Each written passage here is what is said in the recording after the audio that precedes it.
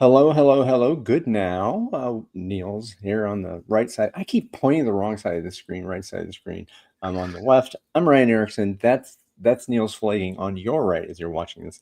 We are the dynamic duo, the decentralized duo, the no delegation duo of BetaCodex Live that you are watching here right now, either live potentially or in some time in the future, maybe years from now when the BetaCodex has become the standard codex for all organizations everywhere. And thus we are here, hello Niels, um, in Hello. the city, a very musical city of Vienna, Austria. And yes, so I would say something about Mozart there, but Yes, that's not incorrect. yeah, I just said it.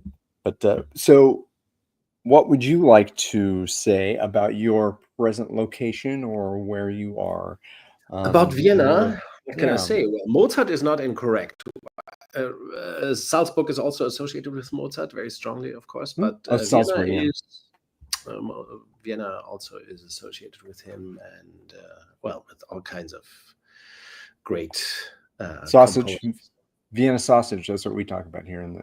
There is great sausage here, not the one that you are thinking of. Probably Yeah. the best sausage is one that has cheese in it. I think personally my favorite. Ooh. As a vegetarian, of course, but there's a vegetarian variety. It's a sausage that has some cheese in it, and they stuff it into a long bread with mustard, and it's just fantastic. So it's the cheesy mustard flavor in the bread. Fantastic. Yeah. Oh yeah. man, this reminds me of my childhood as my family would travel to northern Wisconsin in the upper Midwest. Very much a bratwurst, and we were aficionados of bratwurst, like the real bratwurst. So you're reminding me of the 50 shades of bratwurst, that we had. So. Yes, I mean, usually that's the thing about Austria and Germany, that the variety of sausage is a little bit bigger than one would imagine, right? Like there's a lot of more variety to cheese in France than there is in the US, for example. Yeah. But also, I mean, Vienna is fantastic for I think for for bread and cake, that kind of stuff. Yeah, sweet stuff is absolutely fabulous. Yeah, culinary wise, this is a very, very good city. Yes, and SICK is busy this week with events around Beta, so I have plenty of time to talk to Beta around the world. So there we exactly. Speaking of around the world, and the deliciousness of decentralization, the topic for today came from an article you wrote, I guess maybe 2 weeks ago, possibly. Yes, 2 weeks ago. And it triggered me and kind of brought me back into a place we did an episode of the word lists that we had a while back, and one of my words that bugged me was empowerment. And then to see the article on empowerment, delegation, and decentralization come up, I think, hey, we haven't really talked about that for a little bit. So I also tied that into another topic that your friend of mine, Daniel Mezek, is very hot on, and it's the whole idea of authorization. And then I think that would be something I'll like to get into today. For you, where did this article come from, and what inspired you to put this out there? And so what's lay out the table for me, and then I'll respond. That's an excellent question. How do I get to write that article? It's called Empowerment, Delegation, Decentralization. They are not the same, and it's published on the Red 42 Substack. And if you ask me how I got to write the article, I do not really know anymore. I do not remember it. I think I had a similar piece.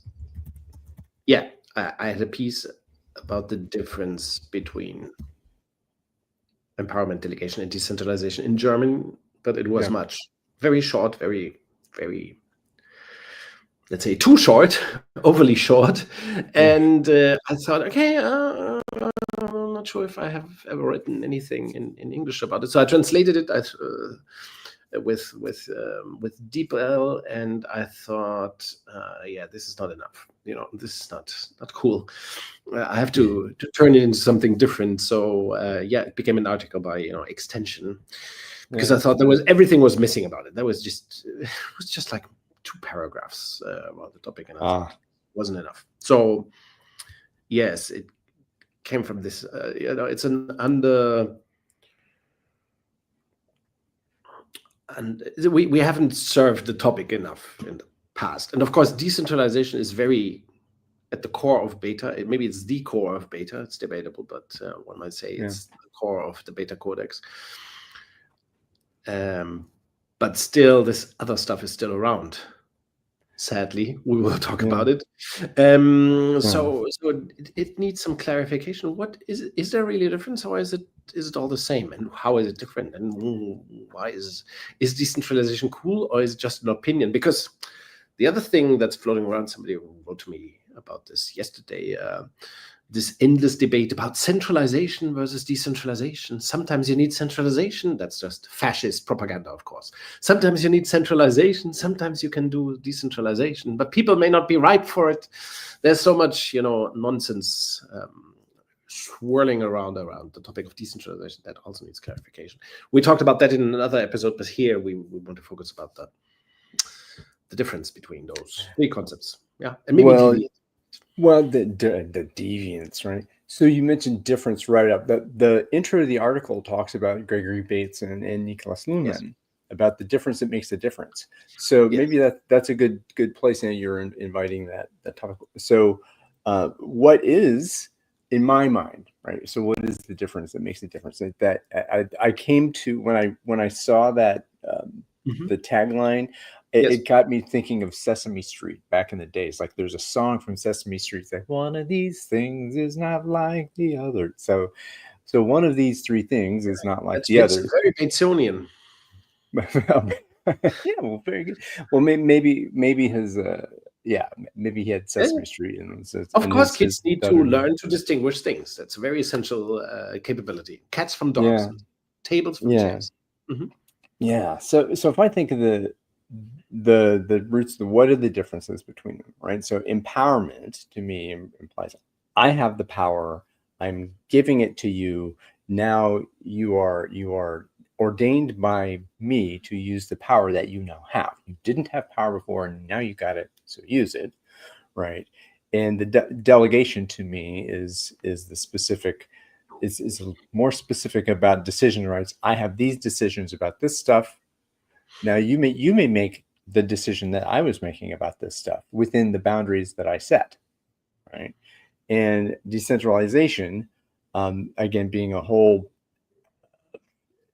a philosophical, structural, and that we're talking about, well, the authority distribution and how decisions are made, that there is a structural difference between what we talk about in this decentralized environment where the periphery is in control of steering versus in a centralized, formally dominating hierarchy, where it's really only 2 things, because you say it's kind of like a false dichotomy between empowerment and delegation, because it all exists within a very fixed formal authority structure. Yes. So, okay. Yes, in a way, but this is today. We know that delegation and empowerment are there to sustain command and control, to embellish it in a way, right? That is not supposed to mean that everybody in history who ever talked about delegation or empowerment was wrong or evil-minded. Not at all. There have been wonderful thinkers, using the term empowerment, especially. I think it's important to recognize historically that delegation was the first term in this that gained, popularity. Then that must have been in the 50s and 60s, I think. Delegation, not quite sure about when it was most popular, probably in the 60s. And then empowerment, I think, came in the 1980s and 90s, meaning something very similar. Structural wise, it wouldn't change anything, but it would mean that superiors, bosses could transfer some of their authority to underlings, and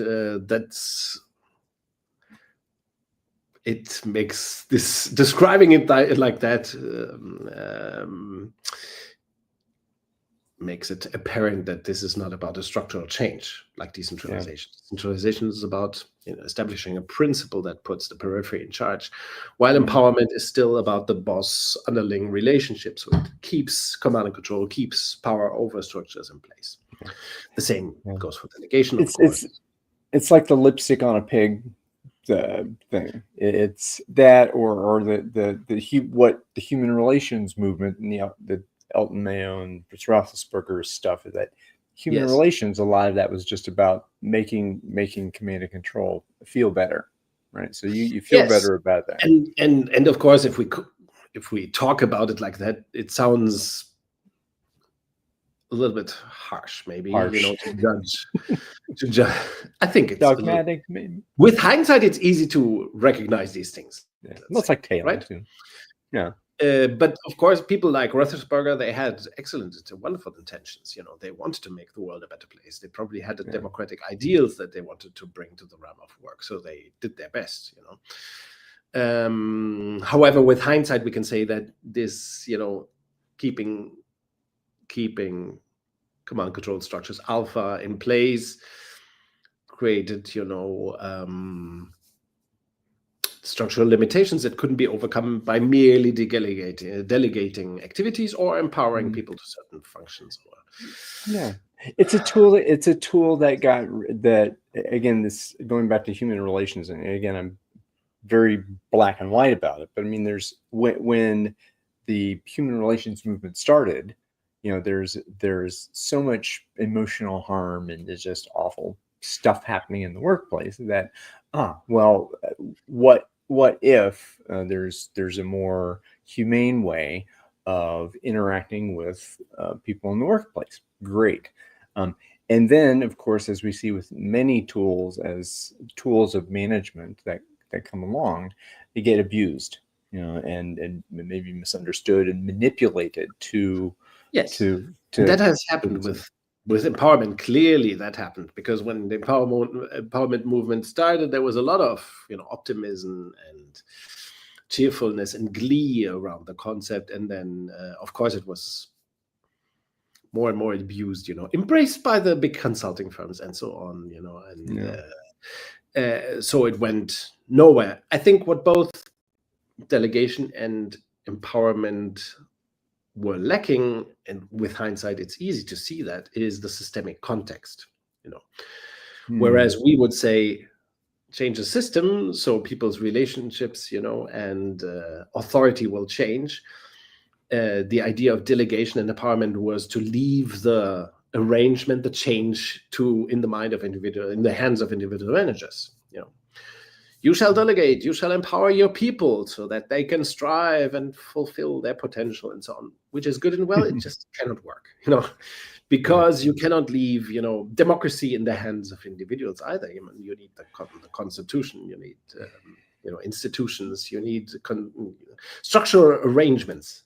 And the structural arrangement, as we know today, is decentralizing power to the periphery, putting the periphery in charge.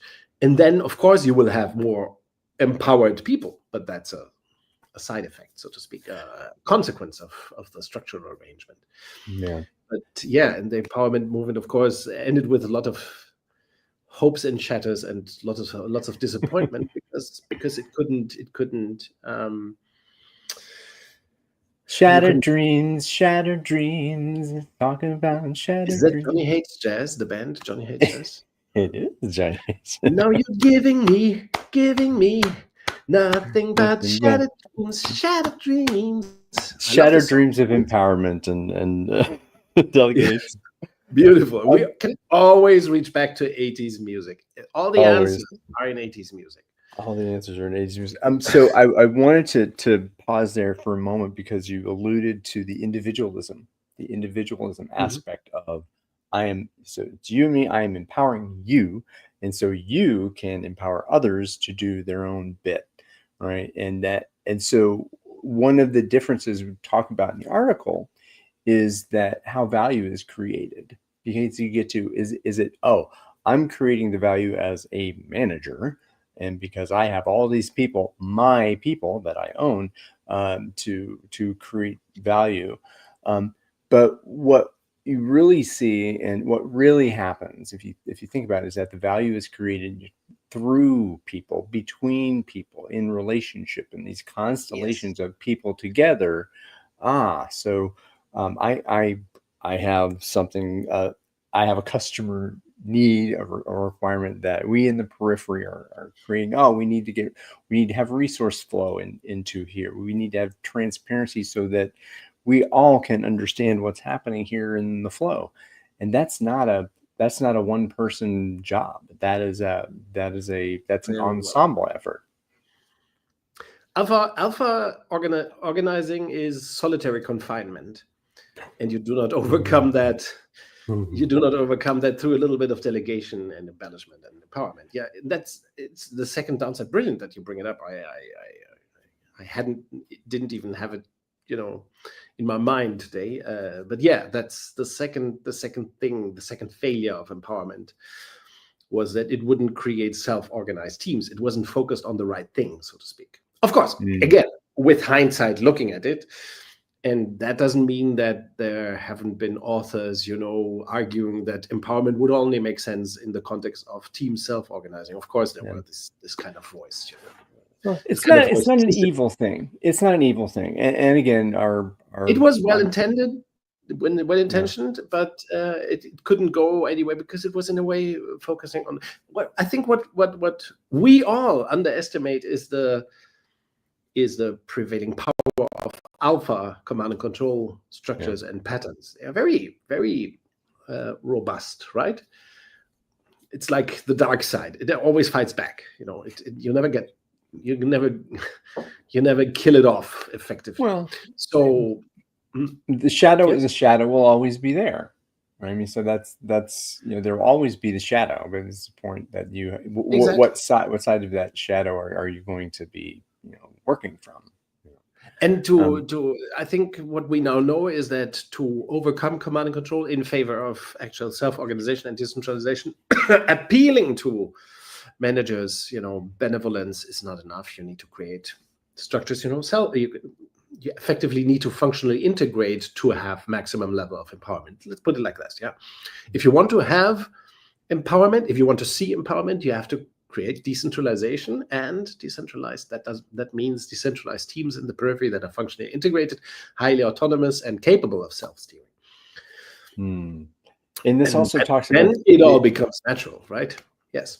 well, and that natural, the human nature aspect of it comes in too. We talked about that, and there's one quote you put in there that I really thought was neat. People want responsibility, Yeah. and that it's if you assume, oh God, what it was, assume people want responsibility and you won't be disappointed or something like that. You put in there, and that to some folks I hear, well, no, don't assume positive intent. Don't assume positive intent. Well, that's not the same thing.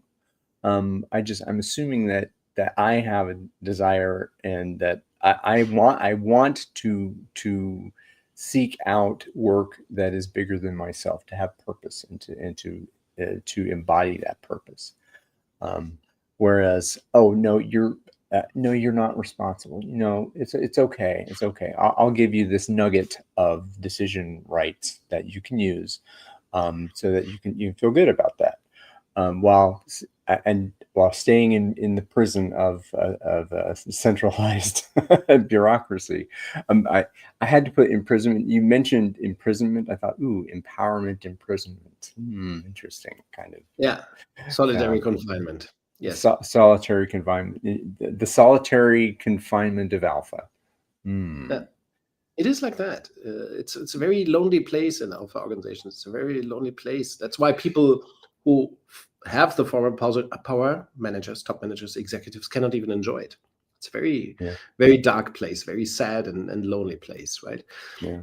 A beta organization, of course, as it relies more on, as we consider the team, the smallest unit, or let's say 2 people and their communication. That's the smallest unit, and then there is a team. It means that a beta organization, it relies more on actual conversation and discourse than alpha organizations that rely on steering, management by numbers, etc., command and control, micromanagement, which isn't good for anybody. But I would also say that what has probably stood in a way of actual empowerment of people is of course the the theory X human nature assumptions. They are not there yet, and all these maturity models. I recently read about this, in my mind, one of the worst authors in the history of business management, Elliot Jacques, who created a whole philosophy about levels of people. Elliot Jacques. Oh, I'm not familiar with him. That's good. He created a whole model around it, around people being capable of different levels of thinking in time. Like level 1 people would only be capable of thinking about the next 2 hours or maybe 1 hour, and the level 6, 7 people would be. It's a little like Scientology, really. They would be capable of thinking years ahead, and be strategic thinkers.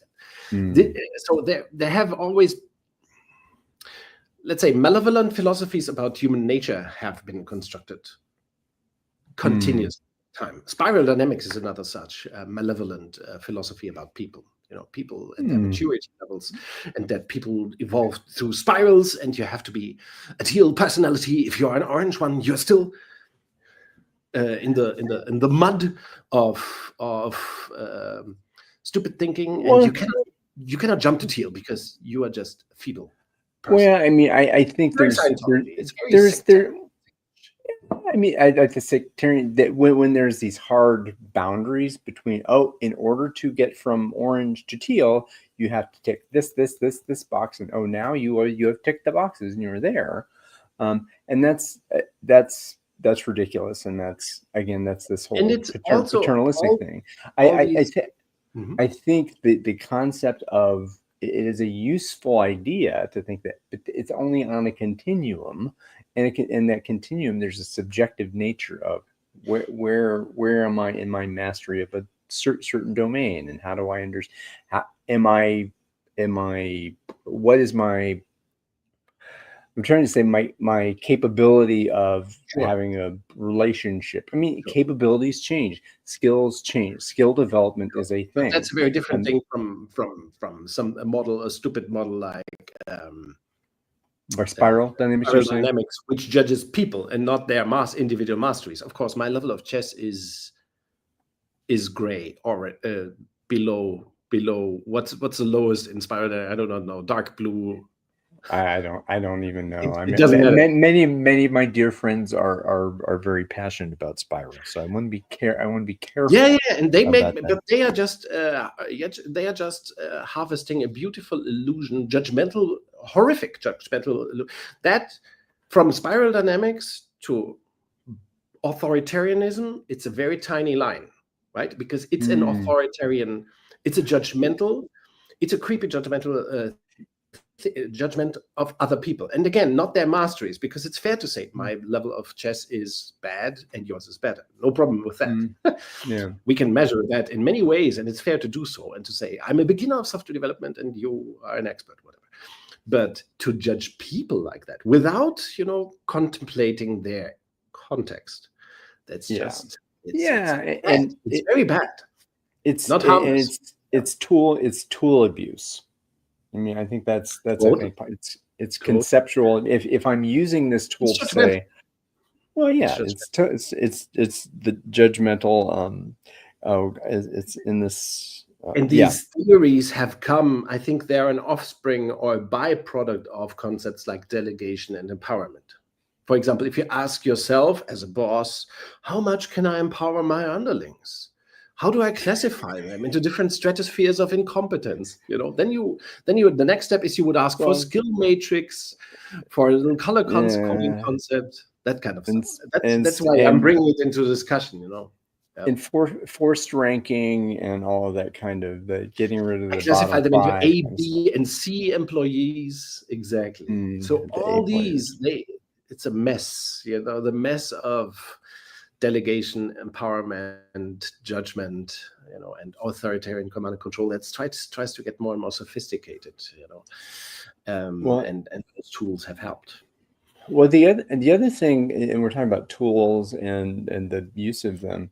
Well, budgets are a pretty alpha tool that get used, and delegation is very central to the idea of budgeting. Yes. So I'm delegating this. I've got a 500. Brilliant. Yeah, this, and you get 50,000. You get 150. You get 250 because you are therefore more capable and you are more responsible with that. So now I'm going to give you the package of authority to go make decisions in there, or fix targets. You can do whatever you like, but meet your target. Or you're dead. But meet your targets. We have a commenter here, and we're going to say hello to Imran. Hello, Imran. We are happy and privileged that you are here as well. So yeah, it's wonderful. He got in touch with me a couple of days ago. Okay. Well, you want enjoy. To ask a question, Imran? We would be happy if you ask a question or make a comment. You can make a comment. You don't have to ask a question. Yeah, and you feel free to criticize us liberally, and that would be that would be fun. So budgeting ties in with delegation, and it's all that kind of and of course the idea of delegation isn't dead. I mentioned that in the article briefly, right? Sadly, even in agile circles, the idea of delegating seems to be alive and kicking. We wouldn't mention any specific card games here. It's not canasta. Agile people agile folks who think of themselves as highly humanistic and wise and enlightened, they are suggesting delegation card games, it should make you think. Yeah. Well, 50 Shades of Authoritarianism, I call that kind of 7 Shades of Authoritarianism. So you say in the article, 7 Shades of Misery. 7 Shades of Misery. Pick one. Pick one. And it's the random. You have. Again, I've never played. I don't know the details of it, but it sounds ridiculous. It's reducing. I cannot believe such a card game exists. It can't be. It's too stupid. It's too stupid to develop and too stupid to buy and stupid to use. Right? It can't be. Yeah. Well, it sounds dumb. It sounds dumb to me. I think in the agile gaming domain, I mean, the whole estimation poker, there's some value. It's like, there's a guess is how difficult is this?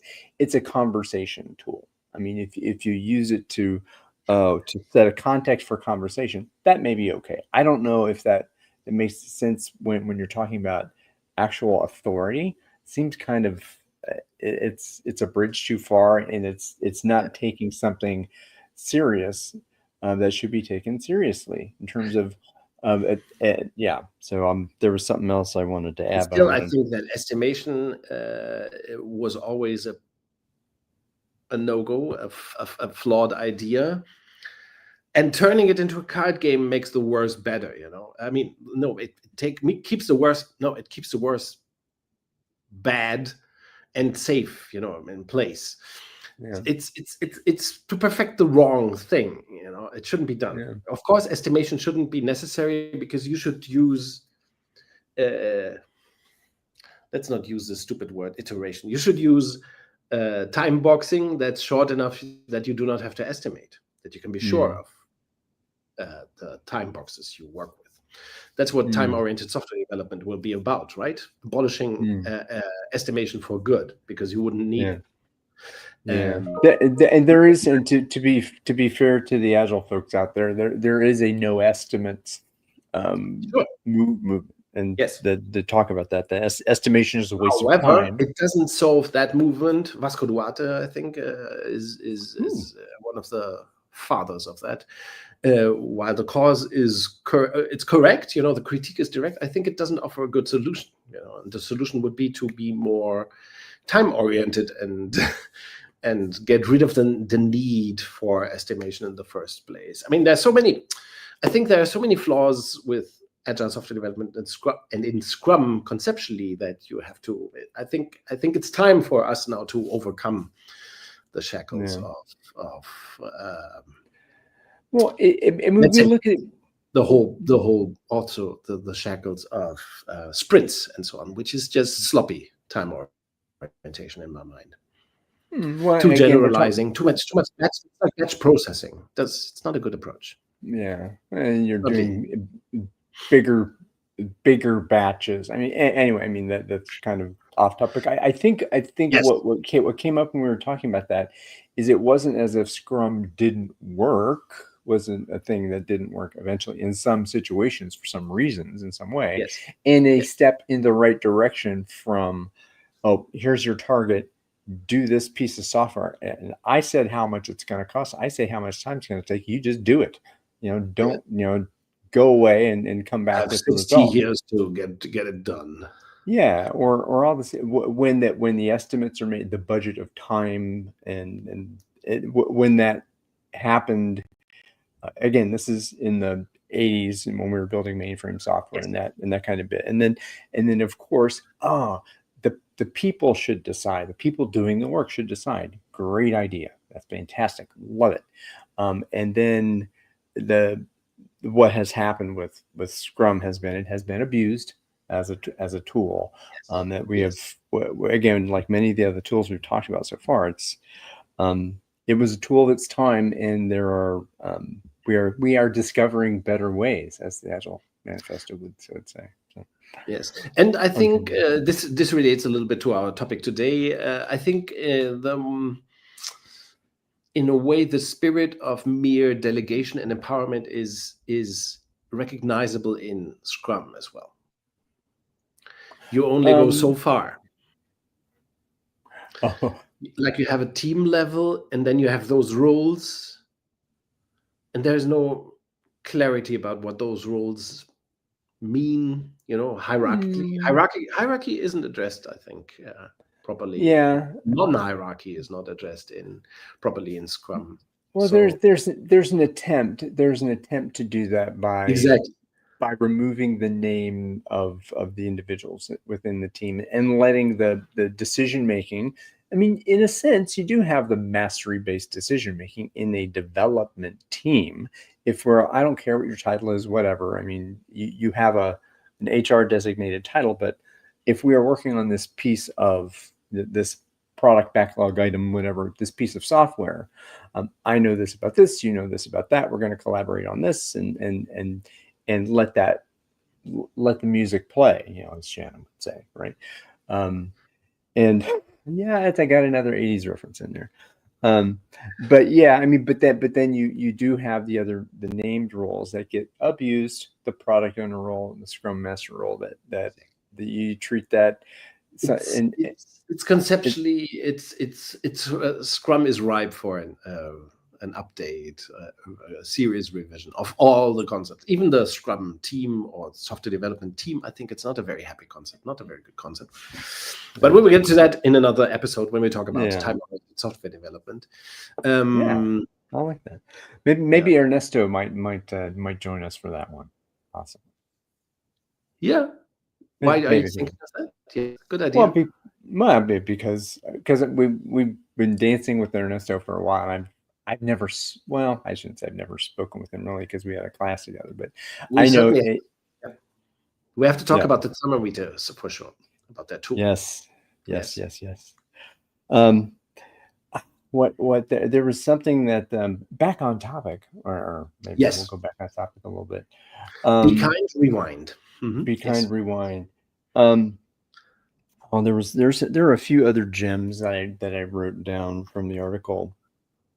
Okay, I got to delegation poker. Thank you for that.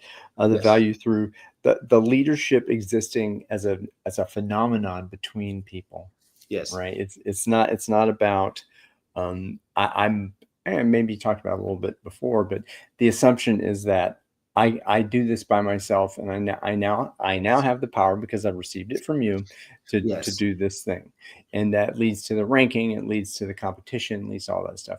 But when we talk about dialogue and the leadership that happens between people as an observable phenomenon, not as a power dynamic. Yes.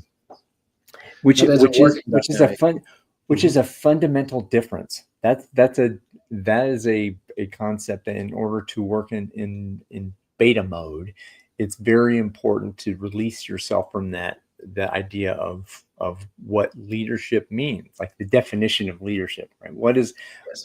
the definition doesn't matter. What matters is how work gets done between people, because that's the Yes. important part. That, I mean, Mary Parker Follett alluded to that when she talked of power with. And Hans Weichselbaum, he always said that, conceptually also, he says that authority is not something of the individual. It arises in connection. So it's always the connection that projects authority and that gains authority. It's never the individual, which is an interesting idea to play with, that individual authority is probably a myth, and authority arises from the interaction.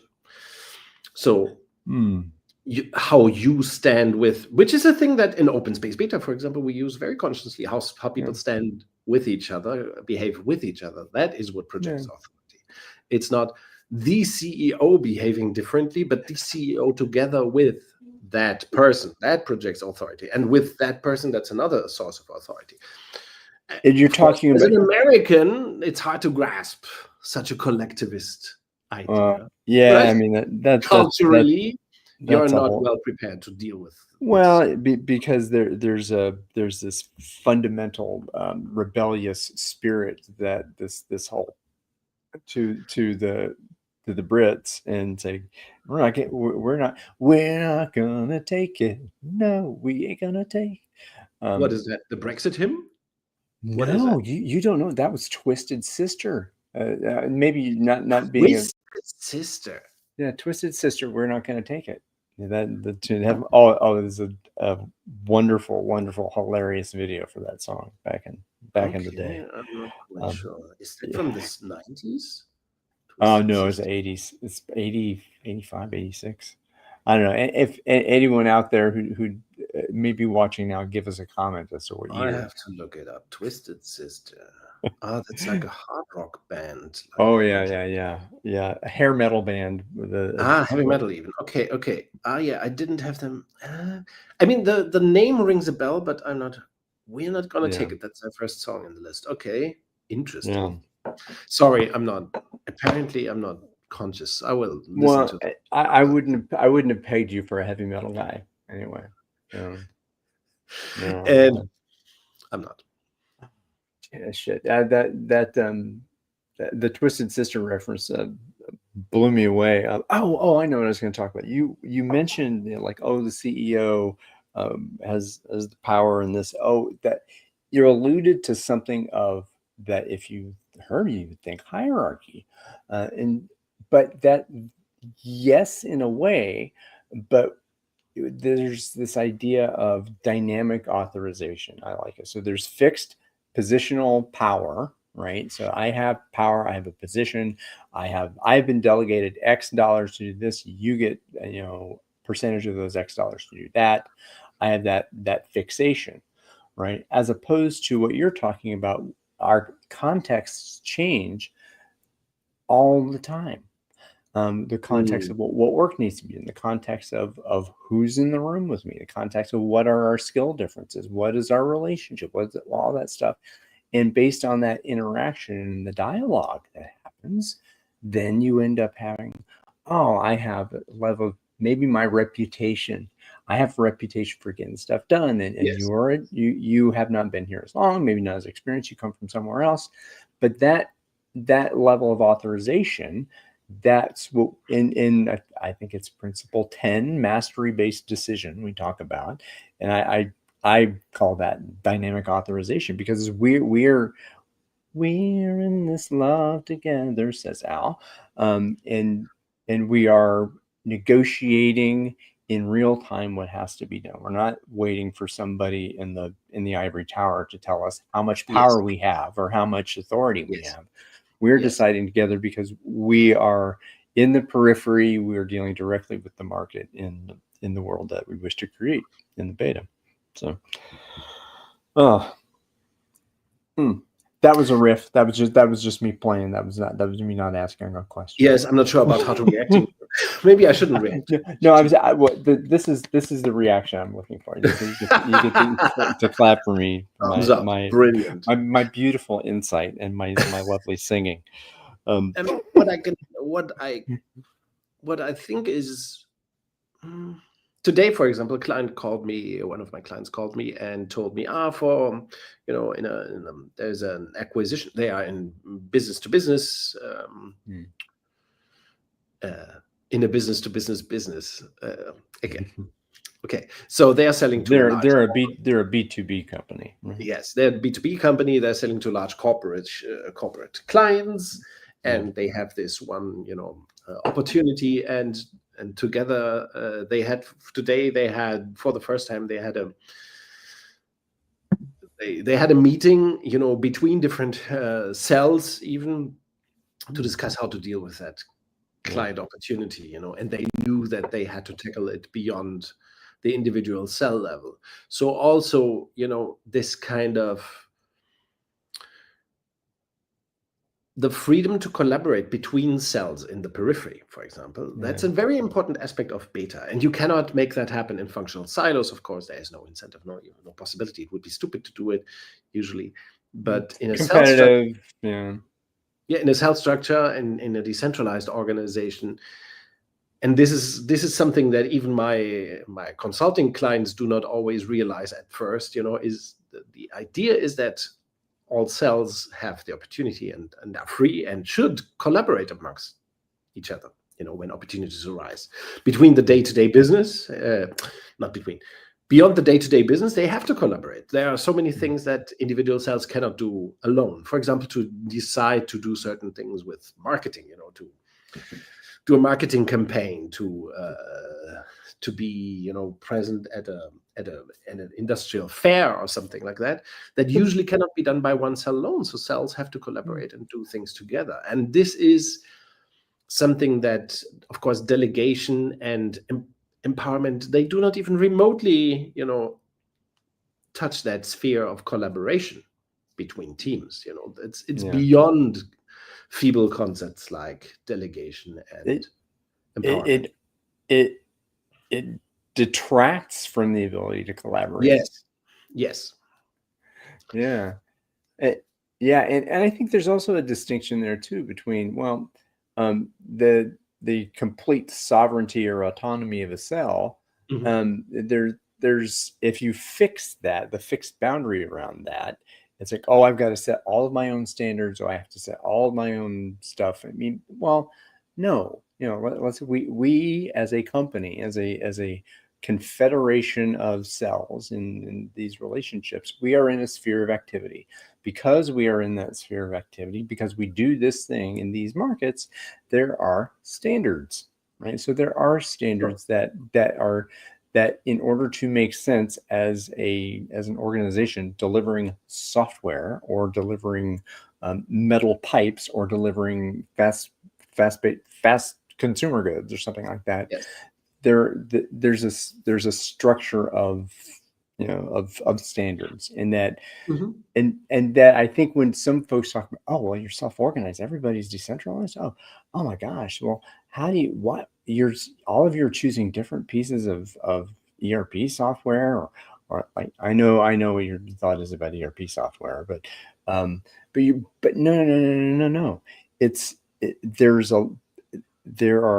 There's the complicated world of stuff that you can decide on that is fixed because it's dead, and that and then there's the complex world of how do we decide about that we have agreed upon. So I think that's just a misunderstanding of what decentralization. It's as in decentralization meaning out of control Yes. versus decentralization meaning very much in more control, but control of the people who actually know what the fuck to do. Yes, of course, the idea of decentralization is always to liberate day-to-day business from the interference of managers and the need of managers to interfere.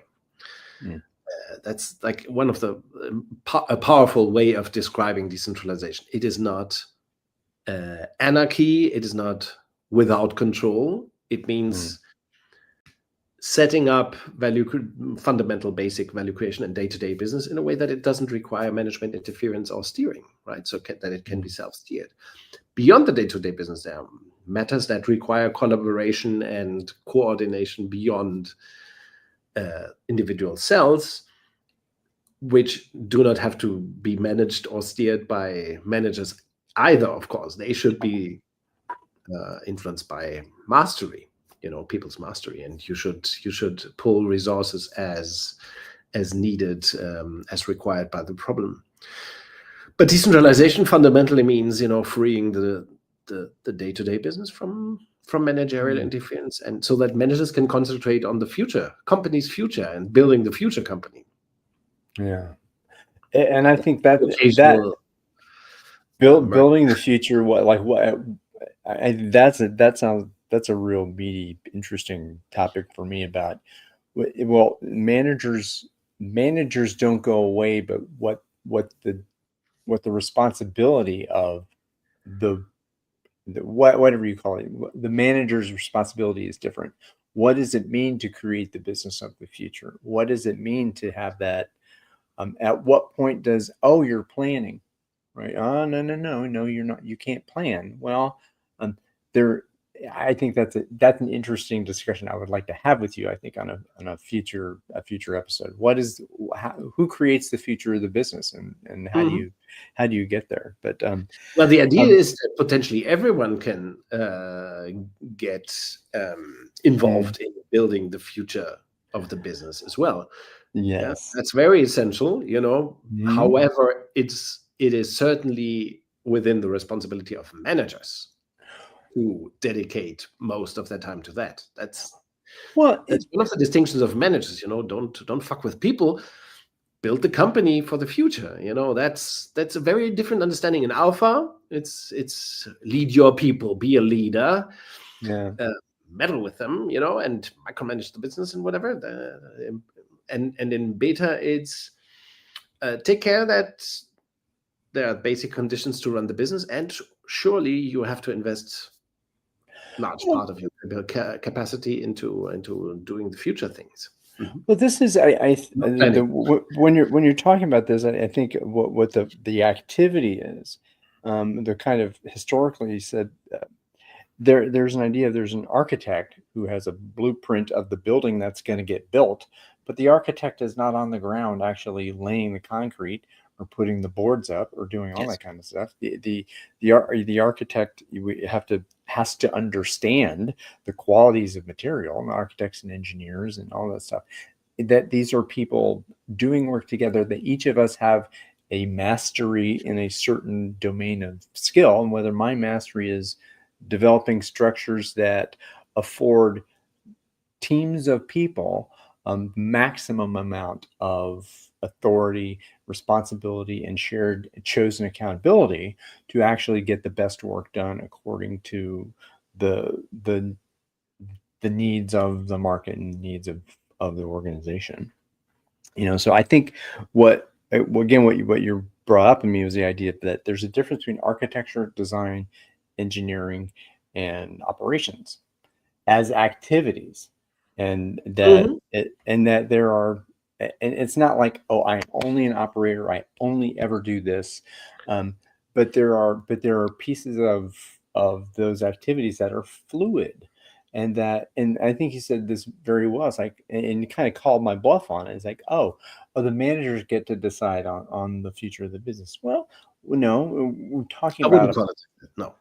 well, no, we're talking about a participatory process. What is the process of creating the future with each other, for each other? And of course, that's, open space dev and open space technology also afford these kind of structures to allow maximum participation and create, they are structures that create, that open the space for people to make choices about what they care about, have true dialogue about what that stuff means in the world. So yeah. So yeah, what is that? How might we make the world this better place for Beta to exist? Be the Yeah, I mean, be the architects of the future. our whole point here is that delegation and empowerment couldn't have produced the kind of information organization that we want to see. Decentralized, democratic, with highest level of self-organization, and that decentralization is required, and it's an entirely different game. It's a structural thing, as you said at the beginning. It means adopting a different understanding of where authority comes from and where it should be located, and how people should engage in the day-to-day business and in the future of the business. And so neither delegation nor empowerment are a substitute for decentralization.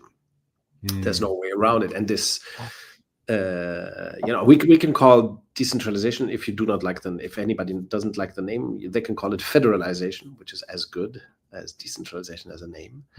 But there is no alternative. Why? Because complexity rules, market complexity rules, and that forces organizations to distinguish between periphery that meets the market and center that only meets the periphery, and to decentralize power to the periphery to make that flow of value creation happen in the first place.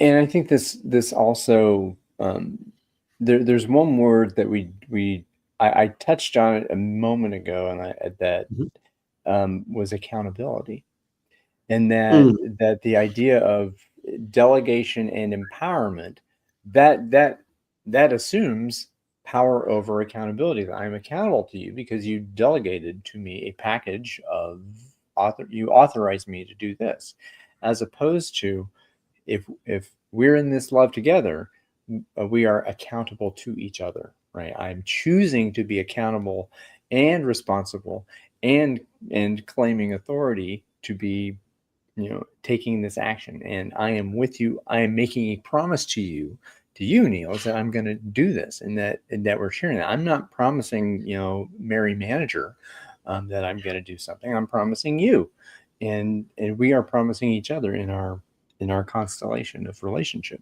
So that's a very important point, I think. Yeah, and you could call that leadership. Or you could call that, you could call that sunflower. I don't how to care. make authority and responsibility or accountability match. How to make it congruent to be in the same space. The only way decentralization and empowerment are not ways to create that match. The only approach to get this done is decentralization. Only in decentralization can you match responsibility and accountability and authority. It's the only means to get this done, to make it identical, or melt it together, so to speak. We have to find a good way to express this in English. I think we haven't quite found the vocabulary, to create this congruence. Mary Parker Follett, she was pretty close. This whole unity, not uniformity is BRN. Yes. But unifying responsibility and authority is the goal. Yeah. Very good. Thank you. Yeah, brilliant. What more? I'm trying to find. Maybe there's some more gems from the article. See, I think we should recommend people to read the article themselves. It's on the Red 42 Substack called "Transforming Organizations for Good Fast." The article is called "Empowerment, Delegation, Decentralization. They are not the same." Is the name of the article. I will put. Very readable, I would say. It is very readable. It's not a Byzantine tome or anything like that. Yes. But yes, we do have the article linked in the YouTube comments, also in the show description. We're there. We have, as I would be remiss in my duty as host here if I didn't say, watch us on YouTube at the BetaCodex Network. Yes, and sign up to the Substack as well. Subscribe, please. So News from the beta world. Yes. It's all there. Okay, that's the Substack, BetaCodex Network Substack, where we also publish articles and videos every week, at least. Yes, you are a very active Substacker now, so I have to commend you. Yes, I'm trying to build a routine of posting something on both Substacks, the BetaCodex one and the Red 42 one every week. It's a little bit too much, maybe, but I'm trying to produce a piece for both Substacks weekly. Yeah. You're establishing a rhythm. Sure.